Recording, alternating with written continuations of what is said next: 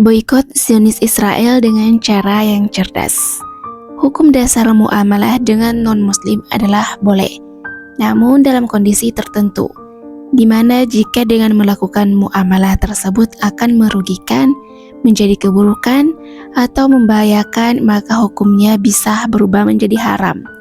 Atau jika dengan tidak bermuamalah bisa menyelamatkan, maka hukumnya bisa berubah menjadi wajib. Kaidah pertama, pahami tujuan boikot. Gerakan boikot yang dilakukan saat ini bertujuan untuk memberikan tekanan pada penjajah agar berhenti melakukan kekejamannya dengan cara menggembosi perekonomiannya. Gerakan boikot juga merupakan bentuk pernyataan sikap tidak setuju atas apa yang sedang dilakukan oleh penjajah saat ini. Idealnya gerakan ini diprakarsi oleh pemerintah agar dampaknya menjadi signifikan, tapi dalam kondisi pemerintah tidak melakukan, maka jadi tanggung jawab setiap individu untuk memilih bagi dirinya sendiri apa yang terbaik baginya. Apakah tetap bermuamalah dengan potensi membahayakan saudara-saudaranya, atau boikot dengan gunakan produk alternatif? Kaidah kedua, apa yang diboikot?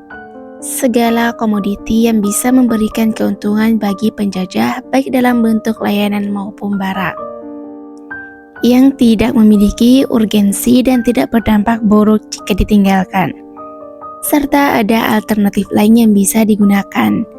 Adapun komoditi yang memang urgen dan tidak ada alternatifnya, berdampak buruk atau berbahaya jika tidak digunakan, bisa tetap digunakan sesuai proporsinya.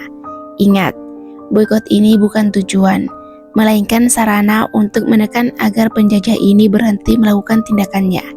Jadi, merupakan satu kebodohan jika ada yang bilang, kalau mau boikot, boikot semuanya dan boikot selamanya. Itu artinya ia melihat boikot sebagai tujuan. Kaidah ketiga, bagaimana dengan sosmed dan lain-lain? Mari kita mulai dengan pertanyaan sederhana. Mana yang lebih merugikan penjajah saat ini? Kita berhenti menggunakan sosmed atau memanfaatkannya untuk memberitakan kebohongan mereka. Jika penggunaannya untuk memerangi penjajah lewat media, maka maslahatnya tentu lebih besar daripada mudaratnya. Lalu, kalau soal keuntungan, cukup jangan transaksi di situ saja, jangan klik iklannya, dan tetap bersuara, maka mereka tidak akan mendapat keuntungan lewat kita. Kita bisa memanfaatkan servernya gratis, dan mereka mendapat kerugian dari apa yang kita suarakan. Kaidah keempat, boikot sampai kapan? Gerakan boikot ini bukan gerakan dendam, dan kita tidak diajarkan menjadi umat pendendam. Maka, jika kejahatan atau kerusakan yang dilakukan sudah dihentikan dengan sebenar-benarnya, dan tidak ada indikasi dilanjutkan atau diulangi, hukumnya kembali ke hukum awal, yaitu boleh bermuamalah. Walaupun tentu akan lebih baik jika kita memiliki alternatif dari diri sendiri, terutama untuk komoditi-komoditi yang penting. Mengingat penjajah ini memang punya kebiasaan jelek untuk mengulangi perilaku buruknya jika ada kesempatan.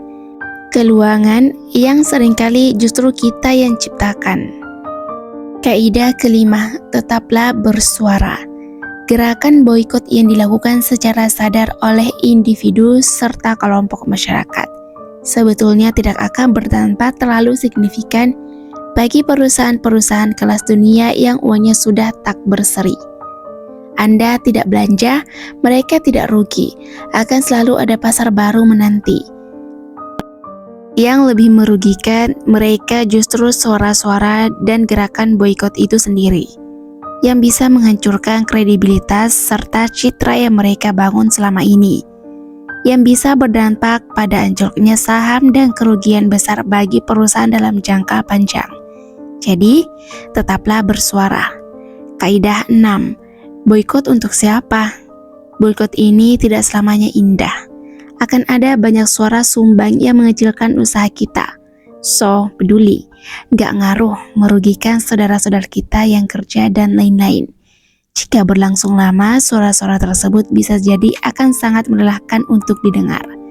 Ketika waktu itu tiba, maka ingat selalu bahwa sebetulnya kita boikot untuk diri kita sendiri. agar kelak menjadi hujah bagi kita di hadapan Allah, bahwa kita peduli dan ikut berjuang. Karena kalau cuma soal ekonomi, menghentikan penjajah sesungguhnya mudah bagi Allah jika Ia berkehendak. Semudah Ia gantikan opa-opa dengan abu-abu di hati begitu banyak wanita saat ini. Demikian, semoga bermanfaat.